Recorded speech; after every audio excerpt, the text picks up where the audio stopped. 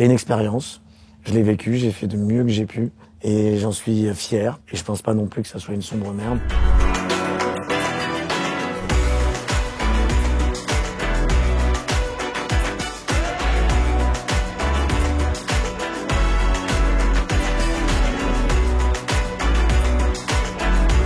Ça va? Salut. Assis-toi. Merci. Merci beaucoup d'être là, à grand écran, dans cette magnifique salle Infinite au Grand Rex. Ouais, très très beau. Très très belle salle. Alors, on n'est pas là pour parler d'un film de cinéma, on est là pour parler d'Ad Vitam, qui sort sur Netflix le 10 janvier, Ouais. et qui est un thriller d'action. Ouais. Beaucoup d'action, dans lequel tu incarnes un ex-membre du GIGN qui se retrouve traqué et qui doit démanteler une redoutable machination. C'est à peu près ça. Ouais, il se retrouve braqué chez lui, sa femme enceinte qui se fait enlever. C'est son passé qui le rattrape. Et en fait, je pense qu'il attendait que ça, qu'il se passe un peu d'adrénaline dans sa vie. En parlant d'adrénaline, justement, dans ce film, tu fais la majorité des cascades, c'est ça? Toi-même? Ouais. Si je me trompe pas. Ouais. C'est quelque chose que tu as toujours voulu envie de faire? J'ai pas fait ce film pour faire des cascades. Et j'ai fait ce film parce que j'ai fait la rencontre de Thibault Lévesque, qui était un ancien membre du GIGN et qui m'a fasciné par son changement de vie, en fait. Ce passage, justement, de l'adrénaline, d'une vie très haletante, à tout d'un coup une vie plus posée, plus posée, plus calme, où il donne des cours de judo le mercredi et où tout. Et ça m'a vachement touché. Je trouvais ça hyper intéressant de voir ces hommes qui ont une dévotion dingue pour leur métier et qui font une mission par jour où ils vont à la guerre, parce qu'ils se retrouvent face à des preneurs d'otages, à des terroristes. Et ça m'a vachement touché. Je me suis dit, tiens, ce serait intéressant de faire un film sur le après GIGN et avec un flashback, évidemment, où on retrouve sa vie et pourquoi, en fait, des hommes masqués viennent chez lui enlever sa femme. Ouais. Ce qui rend l'action beaucoup plus intéressante, d'ailleurs. Parce que j'aime pas trop les films de boum-boum, d'action gratuite. Là, en l'occurrence, on a vraiment voulu écrire un scénario de qualité avec des ressorts importants et de la même manière que dans Ne le dis à personne, il court pas parce qu'il est poursuivi par les flics, mais il court parce que il veut sauver sa femme, en fait. Bon, là, dans Ne le dis à personne, c'était pas ça, mais sa femme était morte. Et, voilà. Et alors, justement, comment on s'entraîne pour un tel film? On s'entraîne, on retourne un peu à la salle, ça c'est certain. On s'entraîne déjà physiquement pour être prêt à faire après toutes les répétitions, les entraînements de cascade. Il faut déjà refaire un peu la caisse. Donc c'est très dur au début. Mais ça m'a fait du bien. Après, heureusement que j'ai fait d'ailleurs, parce que le film était tellement dans un rythme soutenu que heureusement que je l'ai fait pour être bien. Et donc, il y a eu d'abord cet entraînement-là. Après, il y a eu les chorégraphies de combat, tout ça. Bon, moi, je fais des sports de combat depuis très très longtemps. Donc, j'ai fait de la boxe aussi. Ouais, j'ai fait de la boxe pendant longtemps. Ouais, j'ai fait des combats amateurs et puis d'autres sports de combat. Et puis, j'avais surtout un travail moi à faire sur mon vertige, parce que j'avais un grand vertige. D'accord. Et donc, vu ce que je m'étais écrit, oui.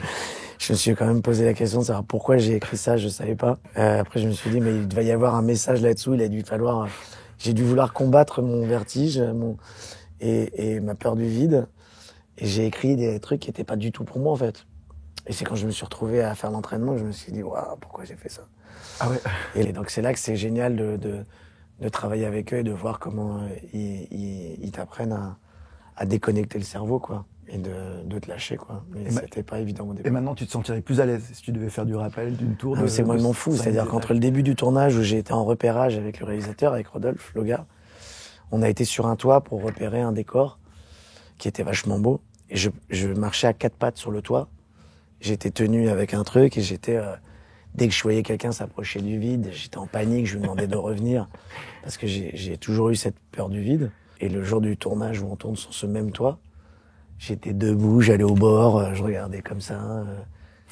J'y croyais pas moi-même. J'ai même encore du mal à comprendre et à réaliser qu'on puisse vraiment dépasser ces peurs. Alors, je voudrais te montrer une vidéo d'un de tes camarades, d'Ad Vitam. Mets sur play. Et ça va être des conneries, j'imagine, encore une fois. Yo mon Guillaume, c'est Nassim. Dis-moi Guillaume, dans le film on a fait cette scène de tir de confiance qui est un passage obligatoire au GIGN. Et ma question en fait c'était de savoir si après tout ce qu'on avait vécu tous les deux, après ce tournage merveilleux, est-ce que oui ou non tu serais capable de faire un tir de confiance avec moi? À balles réelles bien entendu. Si oui, je t'attends à la sortie d'Allociné avec un 357 Magnum et une plaque d'argile. À tout à l'heure. Je t'embrasse. Donc on donne rendez-vous à Nassim Lis ou pas tout de suite? Franchement, je veux bien relever le défi, mais avec un peu d'entraînement quand même. Mais ceci dit, il tire bien, parce qu'à l'entraînement, je les voyais tirer, il tirait très très bien. Ouais. Mais on peut expliquer ça, c'est vraiment un vrai truc du GIGN. En fait, ouais, c'est qu'à la fin, au moment du brevet, après avoir passé leur année et demie d'entraînement plus qu'intense, hein, parce que moi j'ai vu ce qu'ils faisaient et ce qu'ils se tapaient, les gars, c'est fou en fait. J'ai vu l'épreuve du Marais par exemple, où ils marchent dans une rivière à 2 degrés toute la nuit, avec le pactage et tout ça, l'eau jusqu'ici, et après ils vont se foutre dans un marais en plein milieu d'une clairière dans la forêt, pareil, l'eau à 2 degrés, et ils restent là toute la nuit en fait. Ouais. Et les mecs perdent connaissance, on leur pose des questions, ils répondent des choses totalement ahurissantes. Et donc ils sont poussés à bout. Et l'entraînement est fou en fait. Ouais. Et donc les gars qui sortent de là, ils sont non seulement entraînés physiquement, mais aussi psychologiquement, parce qu'ils doivent être capables. Tous les jours, ils voient des missions terribles. Ils se retrouvent face à des situations avec des enfants dans des situations vraiment graves, quoi. Et quand ils rentrent chez eux, ils retrouvent leurs enfants, leur famille, donc il faut qu'ils soient capables psychologiquement d'avoir des têtes bien faites. Enfin, pour moi, c'est vraiment, j'ai rencontré des surhommes, quoi, des mecs hyper intelligents, hyper intéressants, très généreux. Et ils ont, donc, à la fin de cet entraînement, ils ont ce qu'on appelle le tir de confiance, où ils vont se tirer les uns sur les autres, avec ce gilet pare-balles quand même, mais une plaque d'argile qui est là. Mais le gilet pare-balles, il s'arrête là. Hein. Donc ils sont à 20 mètres avec un MR73 qui est un revolver, donc qui est pas aussi précis que les Glock ou les pistolets d'aujourd'hui, mais qui est vraiment l'arme emblématique du GIGN. Et ils tirent à 20 mètres, comme ça, dans le plateau d'argile. Wow. Donc inutile de dire que la marge d'erreur, elle est pas grande pour mettre une balle entre les 2 yeux, quoi. Donc en fait, Nassim, il va un peu s'entraîner, et puis après on verra si je le fais avec lui. Tu peux faire ça, soit une raclette. Voilà, ouais, mais la raclette, c'est pas mal en même temps. Alors, au même moment, il y a ce film qui sort, et puis au cinéma, il y a Le Déluge, qui est un film qui est complètement différent, dans lequel tu incarnes Louis XVI, où tu es méconnaissable. Ouais. Parce que tu as des prothèses qui te recouvrent le visage. Ouais, c'est sûr qu'on n'est plus du tout dans le même film. Et alors, du coup, on est très loin des cascades d'Ad Vitam, et tu es là avec tes prothèses en Louis XVI complètement transformées. On met un certain temps à comprendre que c'est toi quand tu arrives, quand tu descends du carrosse. Est-ce que t'aimes ce côté-là, ce challenge-là, justement, de passer d'un film où tu vas faire des grandes séquences d'action à un film où tu es... J'adore ça. C'est la chance que l'on a quand on fait ce métier, en fait. C'est de pouvoir passer d'une vie à une autre et de vivre des expériences avec des gens totalement différents, avec des rôles totalement différents, des personnages si éloignés. Et c'était très très intéressant. C'était une totale autre préparation, qui était beaucoup plus psychologique, où j'ai travaillé avec un psychologue, avec un neurologue, avec un historien, et où on a travaillé sur ce personnage timide, complètement introverti, qui bégaye, et bloqué avec les femmes, avec la présence féminine. C'était un rôle quand même hyper important, hyper intéressant, qui finalement, presque par son état psychologique, a permis à la France de se soulever finalement et à faire cette révolution en fait. Louis XV avait dit à sa mort: après moi le déluge, qui est le titre du film, et parce qu'il savait que son fils était pas en capacité de gouverner un pays en fait. Et voilà. Et puis c'est un film qui parle très très bien, je trouve, de comment ces hommes se prenaient pour des dieux. Et puis leur décrépitude, leur déchéance au fur et à mesure des jours, pendant ce dernier mois d'emprisonnement, où ils réalisent qu'ils sont que des hommes et bientôt des morts, en fait. Et donc c'est leur dernière leurs dernières heures face à leur vie d'homme, alors qu'ils croyaient avoir le pouvoir divin de pouvoir guérir les gens. Ils pensaient que le peuple l'adorait. Et je trouve que le film n'est pas très éloigné en fait de ce qu'on vit aujourd'hui, en fait, parce qu'on se rend compte qu'aujourd'hui on a beaucoup de gens dans le monde entier qui ont beaucoup de pouvoir et qui se prennent pour des dieux. C'est ça, et qui pensent que tout le monde les aime. Ouais. Alors, je vais te montrer une autre vidéo. Et je ne sais pas si Guillaume est reconnu à sa juste valeur dans le métier. C'est-à-dire que c'est quelqu'un qui a une cote grande, qui est très respectée dans le métier, mais je crois que voilà, j'ai l'impression que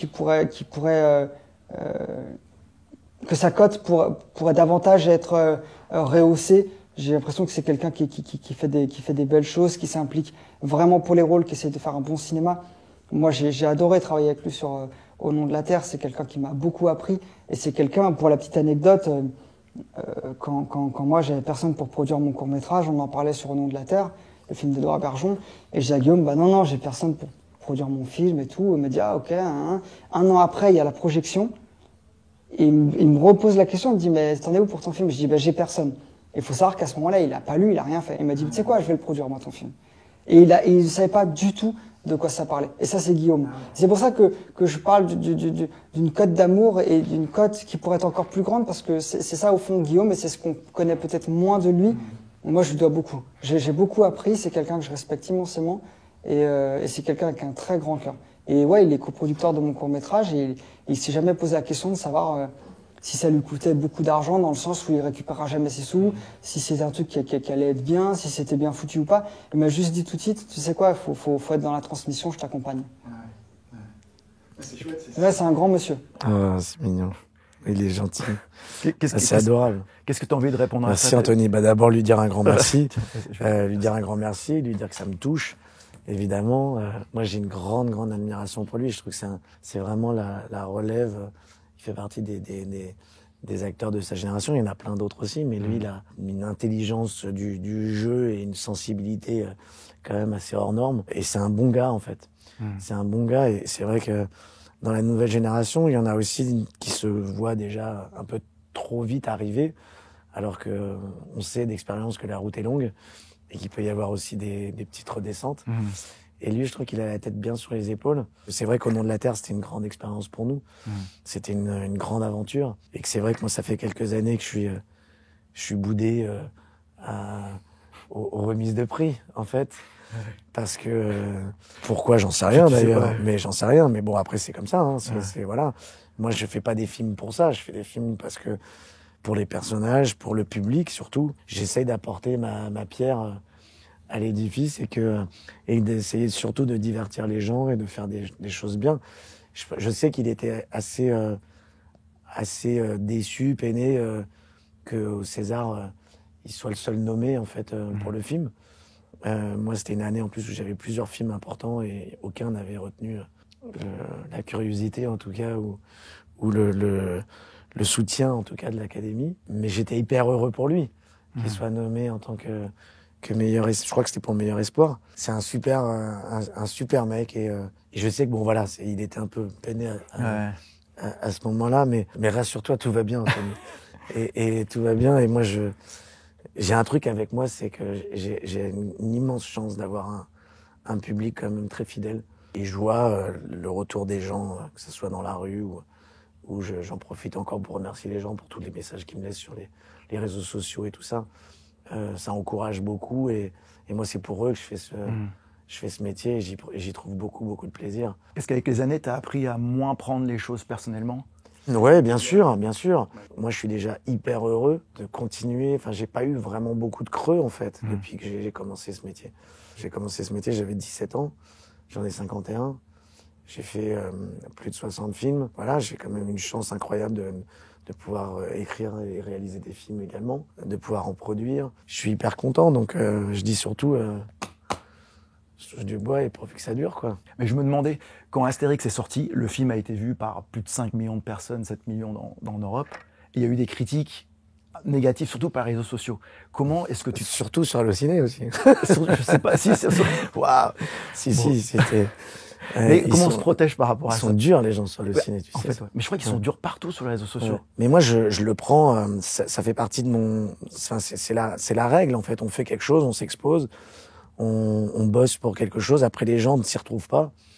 Moi, ce que j'ai trouvé injuste par rapport à Astérix, c'est que les gens, beaucoup de gens ont parlé du film sans le voir, sans l'avoir vu. Après, des gens ont parlé du film en l'ayant vu, en l'ayant pas aimé. Ça, je l'entends.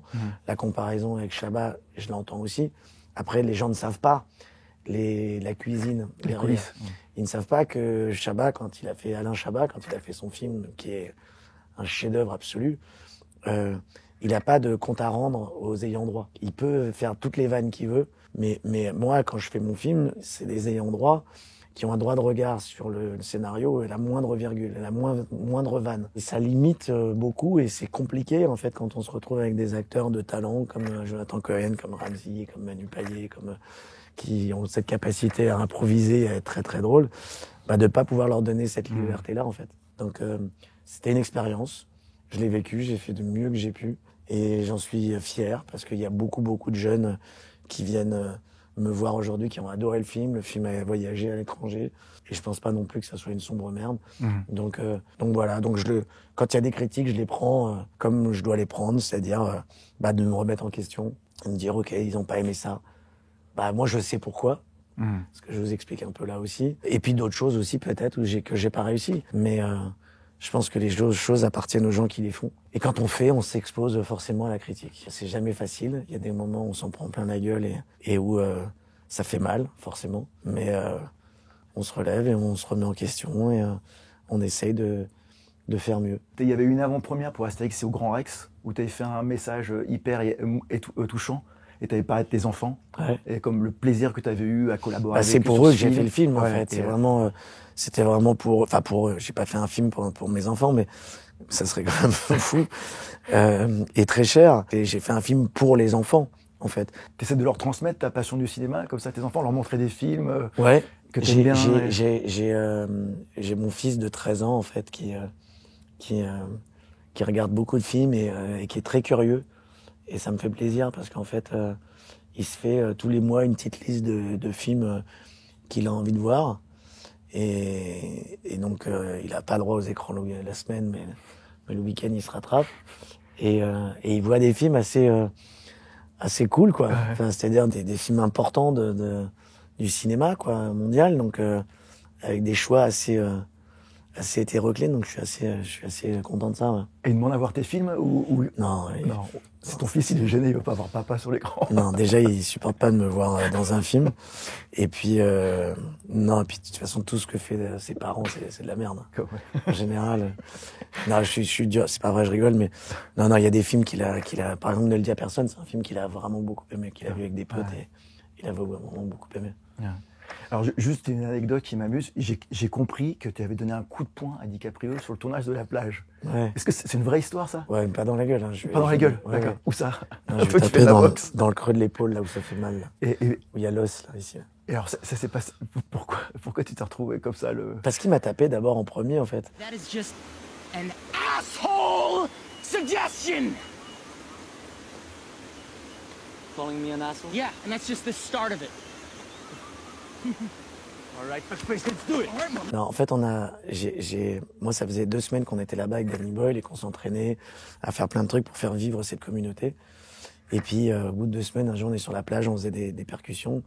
Et là, on entend que DiCaprio arrive et tout ça. Donc, c'était juste après Titanic. En plus, ouais. Donc tout le monde était en ébullition et tout ça. Et moi, il y avait un peu une hypocrisie qui me gavait un peu. Et il arrive et donc il se met autour et puis c'est à lui de faire des percussions et il fait un truc tout pourri et tout le monde fait oh my god that's amazing, oh my god it's amazing. Tout le monde était là en train de lui lécher le cul et il sent que moi je suis pas du tout dans ce truc là.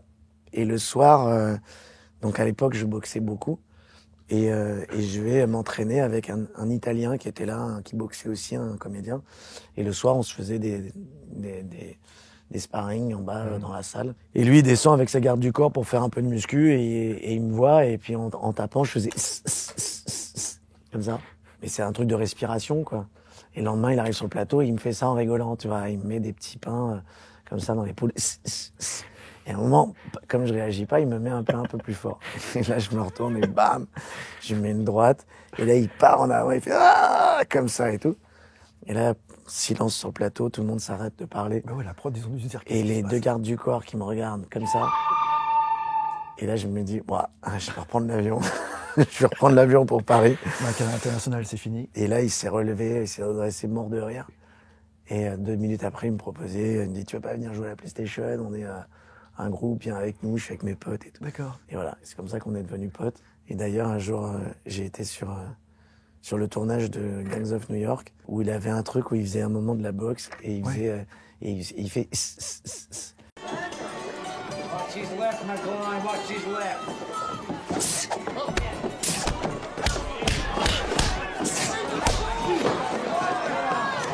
Et en sortant du plateau, il m'a dit, t'as vu, je t'ai fait un clin d'œil. Et là, tu travailles sur ton prochain film en tant que réalisateur. Ouais. Tu peux nous en dire quelques mots ou c'est pas grand-chose parce qu'on n'en a pas encore décidé de communiquer dessus, mais c'est un thriller. C'est un thriller. C'est un thriller et j'ai beaucoup de plaisir à retourner à ce genre. Et c'est un film avec des personnages très très forts. C'est un scénario original et je suis très heureux parce que j'ai des retours fantastiques sur le scénario, que ce soit chez les comédiens ou les techniciens qui vont travailler dessus. Et j'ai beaucoup de plaisir parce que j'ai changé beaucoup de choses. C'est-à-dire que je travaille vraiment pratiquement qu'avec des gens avec qui j'ai jamais travaillé, que ce soit en comédien ou en technicien. C'est très enrichissant et très excitant de travailler avec des nouvelles personnes, en fait. Les comédiens sont encore confidentiels? Ouais, mais bientôt, vous le saurez bientôt. Et on te demande un petit mouchoir 3 des fois. Je pense à ça parce que quand on parle de Guillaume Canet, les gens ils parlent toujours des petits mouchoirs. Tout le temps. Ouais. Mais là, à un moment, il faut changer un peu quand même. J'en ai fait un deuxième. Et t'avais fait un deuxième par envie ou justement parce que les gens te demandaient tout le temps? Non, mais en fait, j'ai fait un deuxième aussi parce que j'avais pas vécu le premier. En fait, ça avait été très dur. En fait, le premier, je raconte l'histoire d'un pote que j'ai perdu. Donc le tournage, j'étais très malheureux. J'étais pas du tout dans la même ambiance que eux. Et je leur demandais, et heureusement, eux, qu'ils étaient, sinon ça aurait été cafard. Mais je leur demandais justement de faire vivre cette bande. Et ils l'ont fait magnifiquement bien. Mais moi, le processus de fabrication, remuer des choses en moi dans lesquelles je me sentais pas très heureux. Et puis quand le film est sorti, le jour de la sortie, j'ai perdu un autre pote de la même bande, dans les mêmes conditions. Donc le matin à 8h, j'étais chez Énergie et je reçois un message. Donc inutile de dire que la sortie du film, je l'ai pas vue, je l'ai pas du tout apprécié, que les 5,5 millions d'entrées, c'était totalement un truc abstrait pour moi parce que j'étais en train d'enterrer mon pote. Donc j'ai pas apprécié cette sortie, en fait. Et c'est des années plus tard que je suis tombé sur le film à la télé. Et je me suis dit, tiens, je vais regarder 2 minutes. Et puis finalement, j'ai regardé jusqu'au bout. Et j'ai eu du plaisir à retrouver cette bande. Et qui m'ont fait marrer, qui m'ont ému. Et je me suis dit, c'est con, parce qu'en fait, ce film-là, je l'avais fait en hommage. Et je l'ai pas vraiment vécu, en fait. Et puis comme les gens me demandaient sans arrêt une suite, du coup, un jour, j'ai eu envie de les retrouver. Du coup, j'ai écrit cette suite. Voilà. Maintenant, faire un troisième, je suis pas sûr que ce soit forcément la meilleure idée pour l'instant. Et on verra peut-être un jour en déambulateur. On fera des petits mouchoirs à la maison de retraite. On verra. Merci beaucoup Guillaume. Merci à vous. Ces histoires. Merci beaucoup. À très bientôt. À bientôt.